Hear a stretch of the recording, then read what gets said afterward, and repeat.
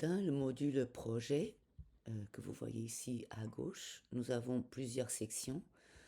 La première, c'est un tableau de bord, donc c'est un espace où nous avons un résumé de l'avancement des projets et nous avons des statistiques relatives au projet.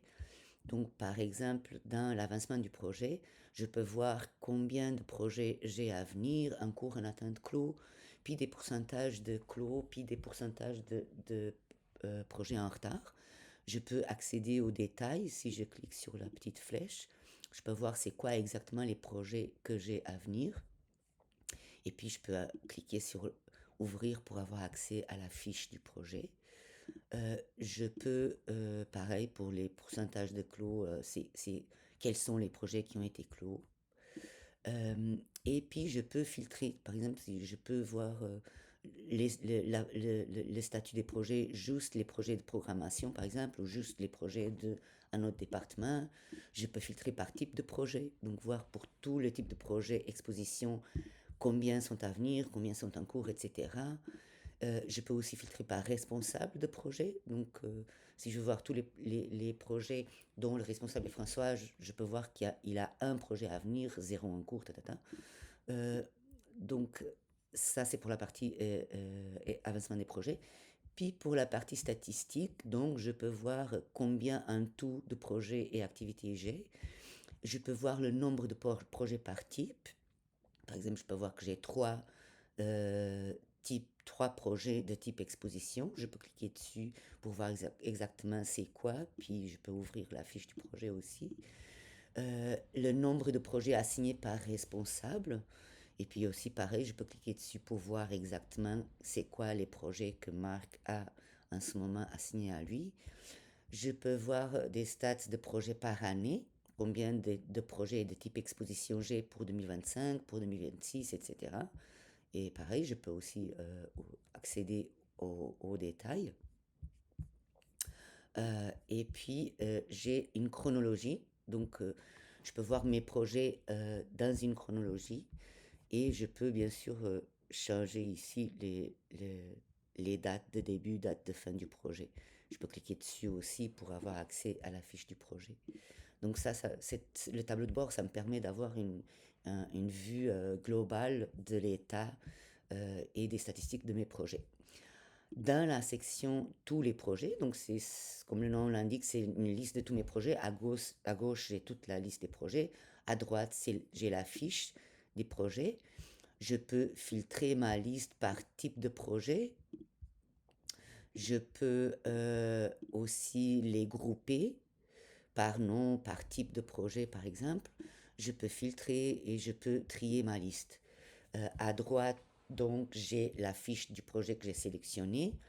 Il y a plusieurs sections que je dois remplir quand je crée un nouveau projet. Toutes ces sections-là sont 100% paramétrables et puis personnalisables à votre cas. Par exemple, on peut avoir des projets classés par département ou pas, puis les options sont configurables. Pareil pour le type de projet, donc on peut ajouter les options que l'on veut. Type de médiation, ça s'applique peut-être pas à votre cas, donc on pourrait juste l'enlever et en créer d'autres champs qui seront pertinents pour votre cas spécifique. Après, on a des informations générales. Par exemple, le responsable du projet, ça va connecter, ça va lier euh, les personnes de l'équipe que j'ai dans mon module contact. Donc ça, je vais pouvoir aller dans contact à la fiche de ce contact-là, puis voir que cette personne-là est associée au projet Lumière fragmentée. Les lieux de diffusion, si ça s'applique à vous aussi, ça c'est connecté au contact, puis structure, à ma liste de structures. Euh, donc, j'ai début d'activité, fin d'activité, les intervenants invités, etc. Donc, toutes les données. Après, on a une partie intéressante, c'est que pour un type de projet spécifique, par exemple pour un type de projet exposition, on a très probablement, normalement, toujours le même type de tâches. Par exemple, programmer les rencontres, produire des vinyles, planifier la période de démontage. Donc, ça se peut qu'on ait des projets où on a à peu près toujours les mêmes tâches. Donc, au lieu d'aller créer, à chaque fois qu'on crée un nouveau projet, aller ajouter une tâche une par une, puisque c'est toujours les mêmes, mais on peut créer des gabarits, puis ça, c'est personnalisable. Ici, par exemple, vous voyez, je peux appliquer un gabarit. Si ça, c'est un projet d'expo, je peux juste cliquer sur tâche expo. Puis ce que ça va faire, c'est que ça va ajouter automatiquement ici toutes les tâches que j'ai prédéfinies. Et je peux même aller loin, je peux ajouter un responsable pour chaque tâche, ajouter une date de début, une date de fin, et tout ça automatiquement. Et une fois que je fais ça, donc je l'applique, ça l'ajoute les tâches, puis après je peux les changer. Je peux changer le responsable si je veux, je peux changer la date de début, date de fin, je peux changer ici le, le nom de la tâche, etc. Je peux ouvrir la tâche, donc avoir accès à plus de détails. Euh, Sinon, je peux aussi juste ajouter une tâche spécifique si je veux à n'importe quel moment. Et je peux visualiser cette liste-là de tâches. Je peux la visualiser en tant que liste, mais aussi en tant que tableur. Donc, je peux voir ça dans un tableau. Je peux le voir en tant que Kanban, donc où je peux juste bouger puis euh, changer le statut de cette tâche, ou l'avoir en tant que chronologie. Et ici, je peux venir changer les dates de début, date de fin. Je peux cliquer dessus pour avoir accès à la fiche de la tâche, pour la changer, etc. Après, on a une section planification des ressources. Donc, si jamais vous avez aussi le module ressources, ça voudrait dire que je pourrais planifier mes ressources. Par exemple, je pourrais dire que j'ai besoin, pour ce projet spécifique-là, j'ai besoin d'allouer la salle d'exposition 1 de telle date à telle date. Donc ça me permet de gérer mes ressources, autant des salles que des équipements. Et après, on va voir plus tard dans le module ressources, après, nous pouvons avoir un calendrier des occupations pour voir à tout moment est-ce qu'une salle spécifique est libre pour mon projet ou pas. Ici, on peut cliquer dessus, puis avoir accès à toutes les données de cette réservation-là. Puis je peux aussi juste ajouter une nouvelle réservation, puis dire, OK, je veux réserver la ressource X. C'est qui l'a réservé? C'est pour ce projet. Date de début, date de fin. La section interaction, c'est lié à mon module contact. Puis je peux juste dire que j'ai eu des échanges avec, par exemple, Sophie Tremblay, telle date, à propos de ce projet. Donc, je peux cliquer dessus et voir tout ce qui a été dit dans cette interaction-là à propos de ce projet. Et je peux aussi ajouter une nouvelle interaction à propos de ce projet-là. Donc, voilà.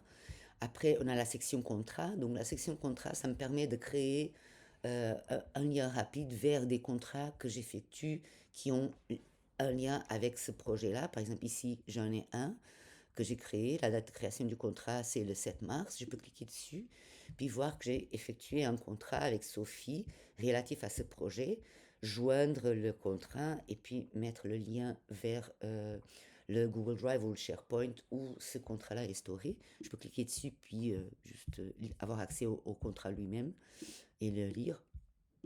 Et je peux créer un nouveau contrat ici. Je peux aussi grouper les contrats, filtrer. Si jamais j'ai une grande liste, ça me permet d'aller directement au contrat dont j'ai besoin, et je peux faire une recherche aussi. Après, on a une section de calendrier. Calendrier des projets et calendrier des activités. Ce qu'on appelle un projet, c'est un projet, puis une activité, c'est par exemple dans un contexte d'un projet d'exposition, par exemple, on a une conférence. Donc ça, ce serait une activité, une conférence, qui est liée à un projet d'exposition spécifique. Donc ici, on a le calendrier des projets. Donc je peux voir tous les projets que j'ai dans un calendrier. Je peux avancer, reculer, je peux filtrer, je peux voir, avoir une visualisation par mois ou aux 2 semaines ou au jour. Je peux aussi filtrer, donc par exemple, je peux voir juste tous les projets qui sont liés au département programmation ou à un autre département spécifique. Je peux voir par exemple juste les projets de médiation ou juste les projets d'exposition. Je peux filtrer par statut, je peux filtrer par responsable aussi et par salle allouée. Si je veux créer un nouveau projet, je peux le créer aussi directement dans le calendrier. Je pourrais aussi l'avoir créé dans tous les projets ici. Euh, on a donc cette vue calendrier des projets, mais on peut aussi voir tous les projets comme une liste ou comme une vue Kanban par statut. Le calendrier des activités fonctionne de la même façon, sauf que c'est filtré juste pour qu'on voit les activités. On peut y avoir accès à la fiche de l'activité, puis on a les mêmes filtres, puis les mêmes visualisations. La section tâches, j'ai une liste de toutes les tâches relatives à n'importe quel projet. Donc ici, on a plusieurs filtres en haut. Je peux voir tous les dossiers, donc c'est toutes les tâches. Je peux les ouvrir pour voir les détails. Je peux voir juste les tâches sur lesquelles on doit travailler aujourd'hui ou qui sont en cours aujourd'hui. Euh, Toutes les tâches à venir, parce que c'est pas encore, la date de début n'est pas encore arrivée. Toutes les tâches qui sont en retard, donc on aurait dû déjà terminer et puis que c'est pas fait. Et après, par statut, donc par statut terminé, par statut à faire, en atteinte et en cours. On peut aussi grouper, par exemple, je pourrais grouper par projet, puis juste avoir une visualisation un peu plus organisée de toutes mes tâches et voir toutes les tâches qui sont liées à un projet spécifique. Je peux aussi filtrer ma liste, je peux la trier et je peux l'avoir en tant que liste, mais je peux l'avoir aussi en tant que Kanban.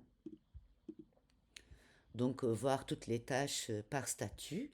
Et pareil, je pourrais, par exemple, cette tâche-là, je pourrais juste la bouger à un cours, puis ça change automatiquement le statut. Euh, je peux la voir toutes les tâches dans le calendrier. Et là, je pourrais accéder à la tâche aussi. Et je peux l'avoir en tant que chronologie. Donc, à gauche, on a toutes les tâches. Je pourrais le filtrer et puis même changer les dates de début, dates de fin. Je peux aussi créer une nouvelle tâche directement dans cette section-là. Euh, Après, on a la dernière section, c'est les interactions liées au projet. Donc, j'ai un filtre ici. Donc, ici, je peux accéder à la liste de tous les projets que j'ai créés et puis cliquer sur un, puis voir toutes les interactions que j'ai eues à propos de ce projet. Et en cliquant dessus, j'ai accès à la fiche de l'interaction.